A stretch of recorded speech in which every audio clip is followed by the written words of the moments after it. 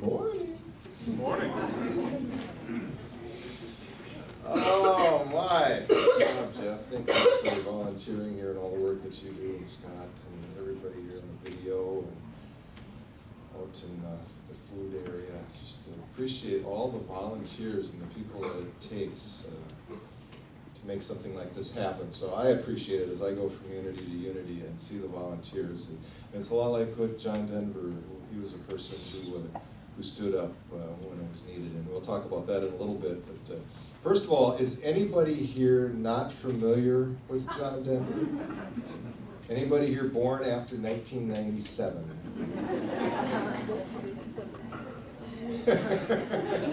One person. Oh my, yeah. I suppose then to you he's just this old guy that played a guitar. But John, I tell you what, he was born New Year's Eve, 1943, in Roswell, New Mexico, and died October 12th, 1997, in a plane crash off Monterey Bay, California. And in between there, he was raised in a military family. His dad was an Air Force person. He trained fighter jet pilots and things, so he was pretty high up in the military, but they moved around a lot. And John didn't always see eye to eye with his dad, as you can imagine. His dad was a conservative military guy, and John was a free-thinking folk singer in training, I guess. And so they butted heads a little bit, but still Johnny eventually ended up going to college and studied architecture at the university down in Texas. Dropped out after a couple of years and moved to Los Angeles to pursue his music career. He forgot to tell his parents that he dropped out of college and moved to LA. Oops! And that didn't sit too well, but he ended up, he came back to Texas, went back to LA, and had some pretty cool roommates. You know, this is like 1960, 61, 62, in that era. You know, he had people that he was living with were like Roger McGuinn from the Byrds, you know, Turn, and David Crosby from Crosby, Stills, Nash and Young. That would have been an interesting combination right there, I think. And Steve Martin. Well, Steve wasn't trying to be a comedian then. He was a banjo player, and Steve's back to playing banjo and bluegrass music now. But that's what he was trying to do, and they were all playing the same little clubs in LA for $20 in the tip jar or whatever, trying to make a living. And so it was really interesting. There was an opening, the Chad Mitchell Trio. Anybody remember the Chad Mitchell Trio, when Chad was actually in it? Well, that's where John really got his start, was when Chad retired from the trio. And it's kind of hard when your lead singer decides to leave. So they had this big audition, nationwide audition, with hundreds of people to try to replace Chad, and John got the part.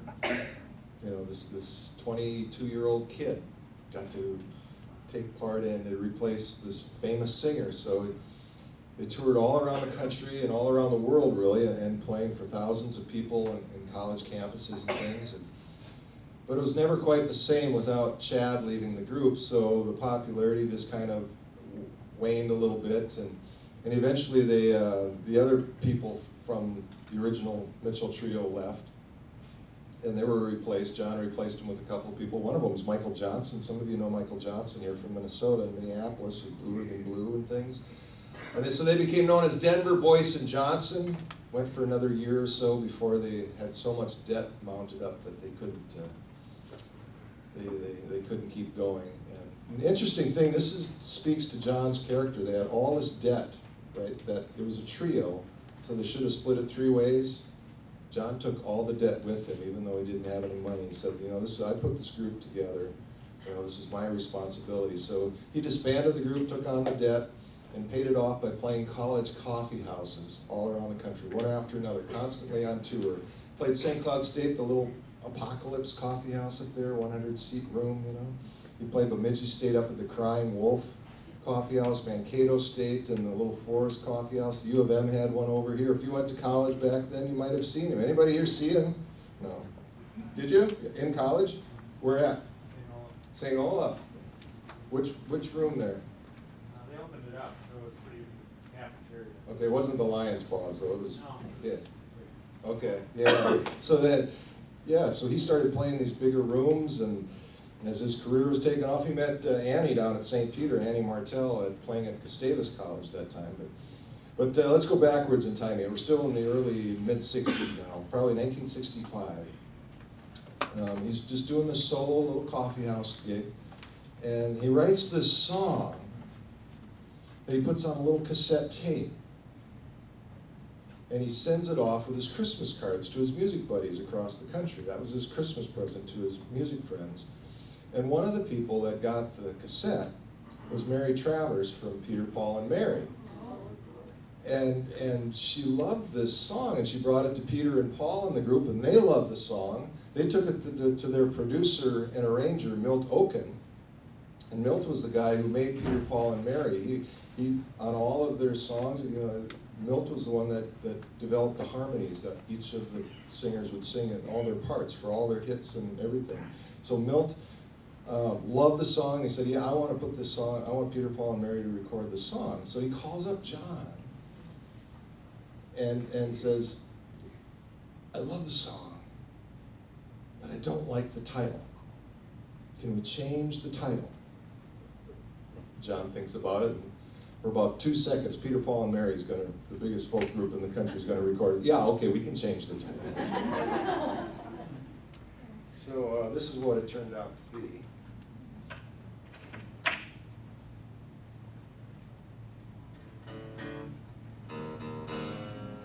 By the way, this Milt Oken, who was the producer and arranger for Peter, Paul, and Mary,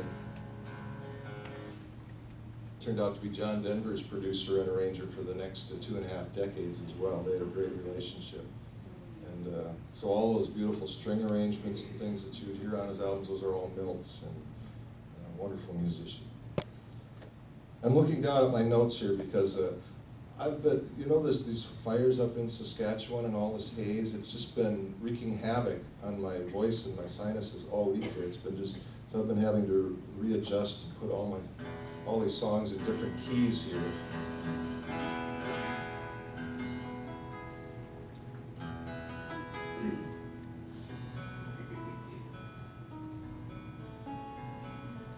So this is the song that he renamed.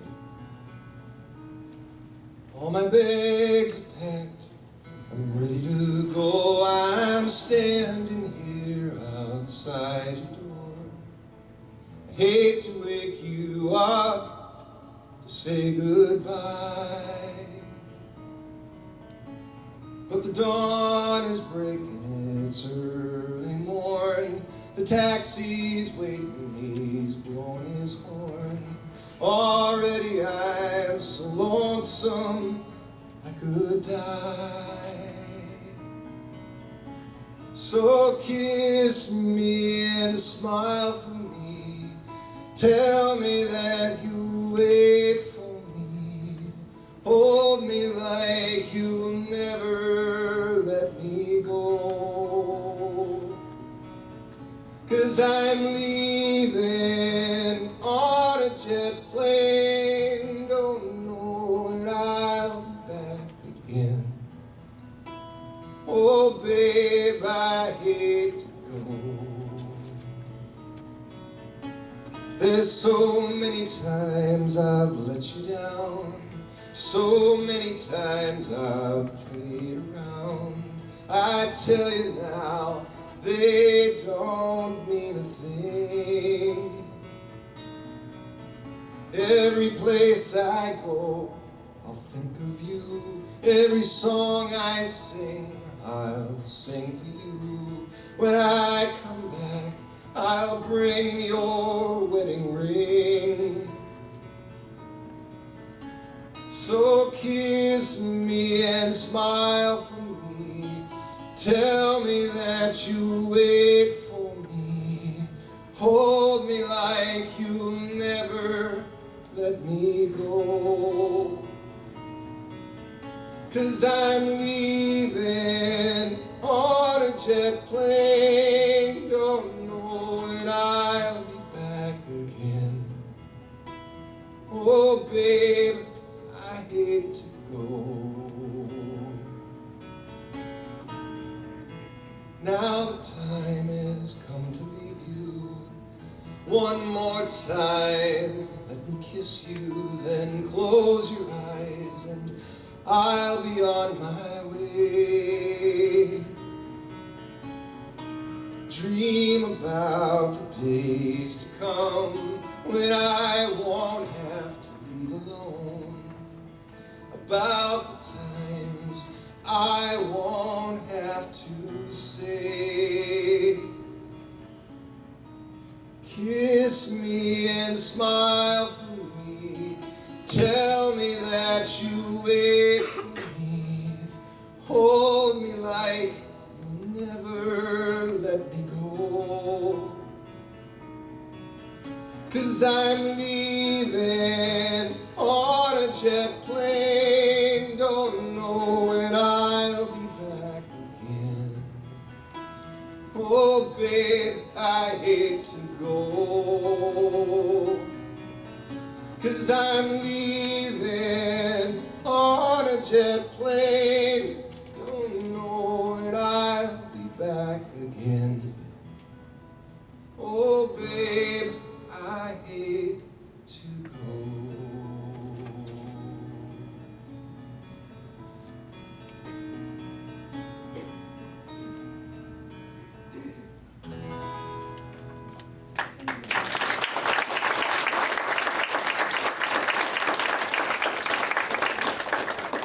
John had originally titled that song, Babe, I Hate to Go, and that's what he had handwritten on these cassettes, and Milt said, let's change it. So John came up with Leave It on a Jet Plane. Oh my. Good song, huh? Yeah. That, to this day, that's Peter, Paul, and Mary's #1 seller hit song. It's more than Puff the Magic Dragon and everything else, still that one song. And that got John's career going, so he signed a deal with RCA Records in 1967, I believe, started recording the Rhymes and Reasons album, met Annie and St. Peter all around that same time. And what comes to mind when you hear the name John Denver? Give me some ideas out here, what you think about when you hear the name John Denver. Anybody? Muppets. Annie's song?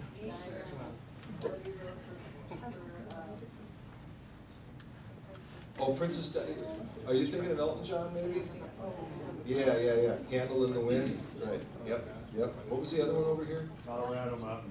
The Rocky Mountain High. Right. Yep. Hi. The what? Hi. High. Apparently, he did have a little interest in plant life.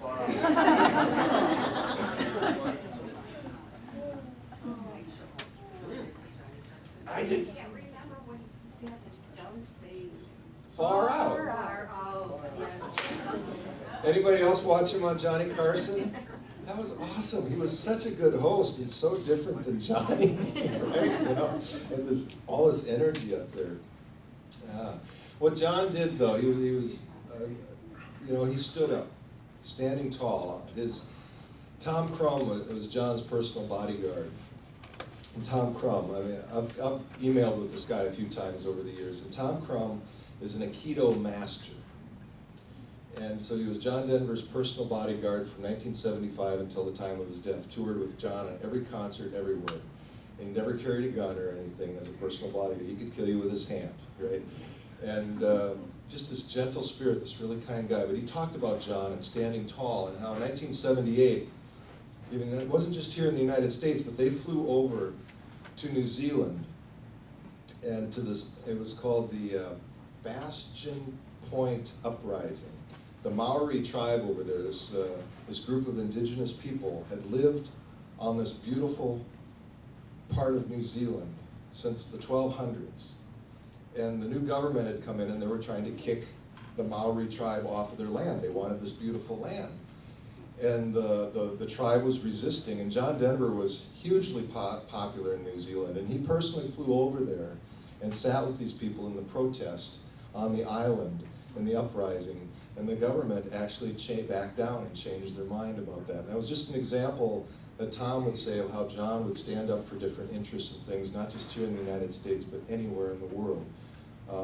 You know, at the time of his death, you know, he was get ahead of myself a little bit, but he was, you know, immensely interested in the environment. And at the time of his death, he had just returned from filming a documentary in Alaska about the effects of the oil industry on the wildlife and the plant life up in the Rocky Mountains of Alaska and the Wrangell Mountains and things. And so he was going to testify before Congress about a week or two later and show some of this film and some of this evidence that he had brought back. But he was always standing up for environmental causes. Hunger was a big thing to him. Harry Chapin, remember Harry Chapin, Cats in the Cradle? He and Harry Chapin were named by President Carter to head up the Presidential Commission on World Hunger in 1977. And it was John's belief, and Harry's belief also, that hunger was a political issue. That there's plenty of food to go around. It's the distribution part of it. And if you can control the food, then you have the power. And that's how politicians and the political issue all around the world, no matter what country you're in, you want the power. So that's how they control people, is through the food distribution. And that's what they believed, and they were working on ways to ease that. John Denver was one of the first people to sing from the West in communist Russia in decades. He was allowed in there because he was over there talking to the people, talking to the political leaders of Russia. He was one of the first, he was the first Western singer to go and perform in communist China in concert. He broke down those walls too in international diplomacy. And again, most of that was through human rights and through food, talking about food and getting the distributions of into areas where people were hungry. That commission was dissolved under a different president that came in after Carter. And so John Denver teamed up with Buckminster Fuller and created an organization called the Hunger Project out of New York City now. And they're still around. I'm a part of the organization myself. And then through the Hunger Project, after the Hunger Project started going, then John bought all this land out in Aspen and created a place called the WinStar Ranch. Anybody been to the WinStar Ranch out there in Aspen? Amazing place. I was there several times in the 80s and early 90s. It was designed, Buckminster Fuller designed a geodome. And the philosophy of WinStar was to try to get around this political issue of food, and that if we can teach people, what's the saying about teaching somebody to give a person a fish, they teach them to fish, then they'll eat. So he wanted to bring agriculture to these areas that couldn't normally grow food, whether it be a high desert or the mountains. And so I remember going out into Aspen there at the WinStar Ranch in December and eating fresh tomatoes and things like that they were developing in the biodome for growing in these countries that where you normally couldn't, in these areas where you couldn't grow food. Just that's the type of thing that John Denver was involved in. You know, he really tried to use his money to better people's lives. And that Milt Oken, the producer guy, even said that about John, because he had worked with all kinds of people, you know, from Peter, Paul, and Mary, and who's the guy that did Day-O, Day-O, Harry Belafonte, and all those kinds of people. And he said that with a lot of them, the bigger their stardom, the bigger their head. And he said with John, it was the opposite. The bigger his star rose, the more genuine he became and the more kind and generous and all this stuff. He just couldn't say enough good things about what happened to John as he was using his money and his goodness to help other people. And I think it shows in his music, doesn't it? With just the gentleness of his songs. And I want to share this with you. This is, I wasn't sure if I was going to do this today, but it just seems right. This is a big part of John Denver. You know, when he started out, it was during the Vietnam War. And he was really caught up in trying to stop this war. He could not understand the violence and the guns and why we would try to settle disputes by fighting each other. He wasn't anti-soldier at all, but he was very much anti-war. And he put this little writing on his very first album. called the box. Once upon a time in the land of Hushabye, around about the wondrous days of yore, they came across a sort of box, bound up with chains and locked with locks, labeled "Kindly do not touch, it's war." Decree was issued round about, all with a flourish and a shout, and a gaily colored mascot tripping on before. Don't fiddle with that deadly box, don't break the chains, don't pick the locks, and please, don't ever play about with war. Well, the children understood. The children happened to be good. And they were just as good around those wondrous days of yore. They didn't try to pick the locks or break the chains, pick the locks. They never tried to play about with war. But someone did. Someone battered in the lid and spilled the insides out across the floor. A sort of bouncy, bumpy ball made up of guns and flags and all the tears and horror and the death that goes with war. It bounced right out and went bashing all about, bumping into everything in store. And what was sad and most unfair was that it really didn't seem to care much who it bumped, or why, or what, or for. It bumped the children mainly, and I'll tell you this quite plainly, that it bumps them more and more. Every day it leaves them dead and burned and dying, thousands of them sick and crying. Because when it bumps, it's really very sore. Now there's a way to stop the ball. It isn't difficult at all. All it takes is wisdom. And I'm absolutely sure that we can get it back into the box and bind the chains and lock the locks. But no one wants to save the children anymore. Well, that's the way it all appears, because it's been bouncing around for years and years. And in spite of all the wisdom whiz since those wondrous days of yore, and the time they came across the box, bound up with chains and locked with locks, labeled "Kindly do not touch, it's war."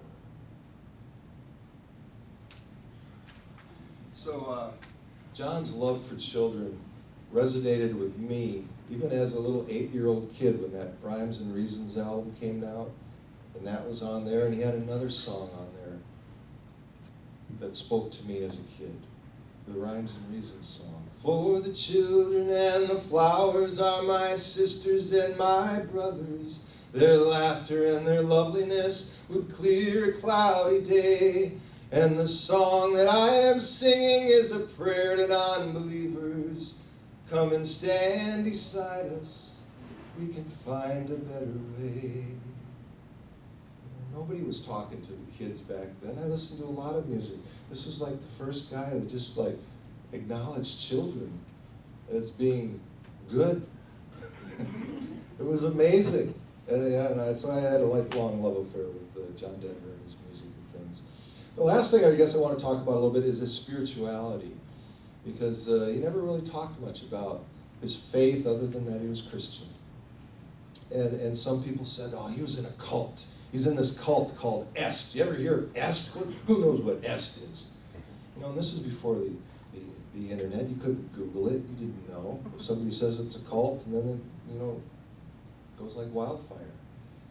And Est was the Earnhardt systems training, right? It's basically about positive thinking. It seems to me it's a pretty darn unity thing. It's about focusing, understanding yourself, accepting other people, and rowing your own boat, accepting personal responsibility. That's what Est is. And John went to 2 weekend trainings of this, and it changed his life and it changed his music. But he was in a cult. So I want to do one last song here with the talk, and then come back and maybe do a medley of some of his more popular songs for you. But this is essentially John's autobiography. in 3 minutes.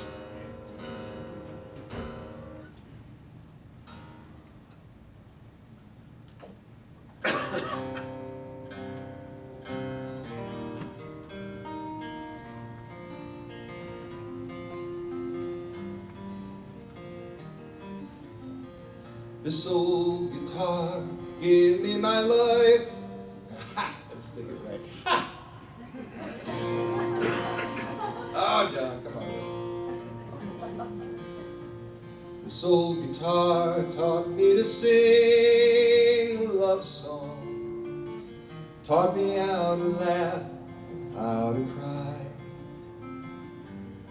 It introduced me to some friends of mine, brightened up some days, helped me make it through some lonely nights.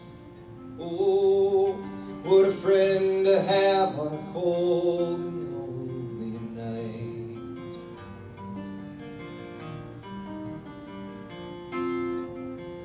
This old guitar gave me my lovely lady, opened up her eyes and ears to me. It brought us close together, and I guess it broke her heart. Opened up the space for us to be. What a lovely place, a lovely space to be.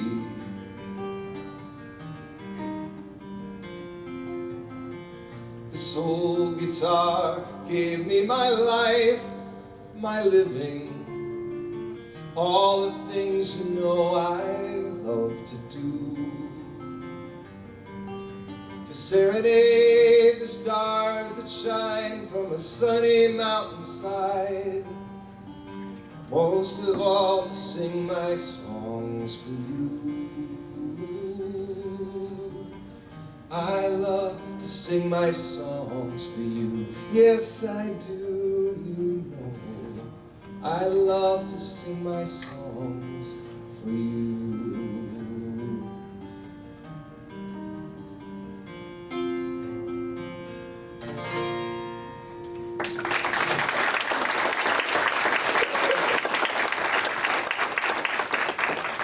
Yes, what's next here, Jim? You want to stay up there for a second? Sure. We're going to do our blessings for the ties. You know, Dennis, you had me doing flashbacks as a kid. I think it was like the early mid-'70s, the whole Rocky Mountain High, Colorado, and sunshine on my shoulder. Yep. Yeah, just that was on the radio all the time. Wonderful, Amazing. wonderful memories. Yeah, yeah. Truly. All right, so if you have a tithe, you can hold it in your hand as we say the blessing. And together, divine love flowing through me blesses and multiplies all that I give, all that I receive, and all that I am.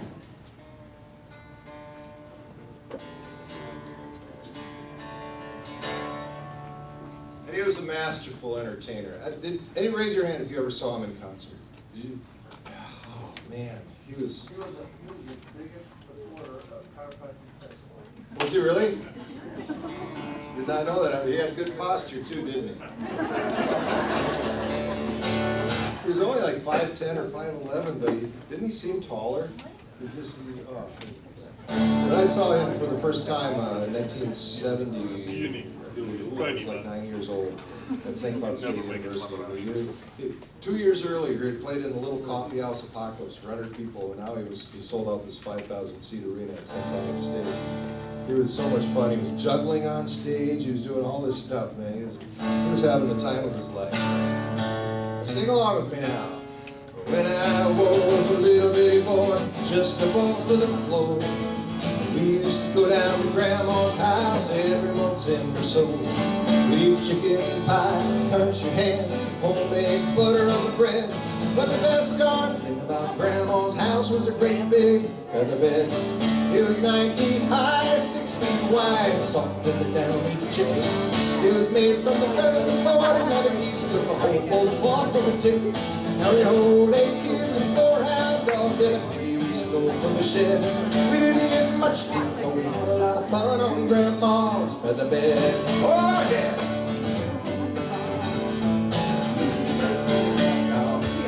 Now after supper we'd sit around the fire, the old folks spit and shoot. Oh, we'd talk about the farm and the war, Granny'd take a bat or two. Well, I'd sit and listen, I'd watch the fire as the cobwebs filled my head. Next thing I know, I'd wake up in the morning in the middle of the old feather bed. It was 9 feet high, 6 feet wide, soft as a downy chick. It was made from the feathers of 11 geese, like a whole bone cloth with a tip. Now we hold 8 kids and 4 hound dogs and a piggy we stole from the shed. We didn't get much sleep, but we had a lot of fun on Grandma's feather bed. Oh yeah! Now I love my mom, I love my pa, I love Granny and Grandpa too. I met fishing with my uncle, wrestled with my cousin, and I even kissed Aunt Lou. Well, if I ever had to make a choice, I guess it ought to be said that I'd trade them all, plus the gal down the road for Grandma's feather bed. I'd trade them all, plus the gal down the road. Well, that might not have been too smart. But it was 9 feet high, 6 feet wide, soft to the downy chick. It was made from the feathers of 11 geese, took a whole bone cloth with a tick. Made hold 8 kids and 4 hound dogs, and we stole from the shed. We didn't get much sleep, but we had a lot of fun on Grandma's